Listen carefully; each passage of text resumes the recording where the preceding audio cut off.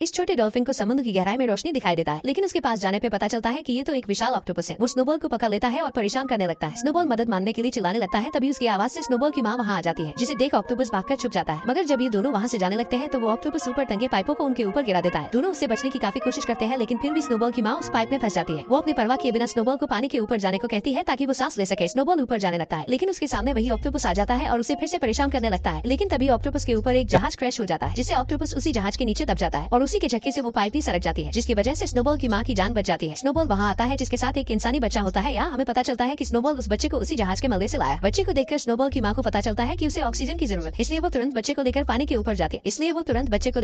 ऊपर जाती है। इसके बाद हम समुद्र के कई क्रीचर्स को देखते हैं और इन सभी का एक कछुआ सरदार होता है। सरदार को उस बच्चे की मासूमियत देखकर उसे समुद्र में रहने की इजाजत दे देता है। इसके बाद स्नोबॉल की माँ उस बच्चे का नाम लुकस रखती है। समय बीतता है और हम स्नोबॉल और लुकस को देखते हैं जो अब बड़े हो चुके हैं और वो हमेशा हंसी खुशी खेलते रहते हैं। लेकिन एक दिन स्नोबॉल लुकस को उसकी सच्चाई बता देता है कि वो उसे जहाज के मलबे में मिला था और ये भी कहता है कि तुम डॉल्फिन नहीं हो और न ही कोई क्रिएचर, तुम तो बस एक इंसान के बच्चे हो। ये बात सुनकर लुकस उससे और भी सवाल पूछने लगता है और कहता है तो मुझे उसी जहाज के मलबे के पास ले चलो। लुकस के काफी जिद करने पर स्नोबॉल उसकी बात मान जाता है और दोनों वहाँ पहुँच जाते हैं। लुकस जहाज के मलबे के अंदर जाने के लिए उसका दरवाजा खुलता है और दोनों अंदर चले जाते हैं, लेकिन दोनों इस बात से अनजान थे कि इनकी इस गलती की वजह से सालों पहले कैद हुआ ऑक्टोपस मलबे से बाहर निकल जाएगा और इन्हें पता भी नहीं चलता। तभी लुकस को एक लॉकेट मिलती है। लुकस उसमें लगी फोटो को अपनी मां मानकर उसे रख लेता है और वहीं इन्हें ढेर सारे चमकते हुए प्लांट्स मिलते हैं, जिसे खाने के बाद दोनों अपना होश खो बैठते हैं और खुशी से खेलने लगते हैं। लेकिन स्नोबॉल की मां को ये बात पता चल जाती है कि स्नोबॉल लुकस को सारी सच्चाई बता चुका है और ये दोनों जहाज के मलबे में भी गए थे। लेकिन लुकस स्नोबॉल की मां से गुस्सा हो जाता है क्योंकि उन्होंने उससे ये बात छिपाई थी। इसलिए लुकस को लगता है कि उसकी असली मां उसे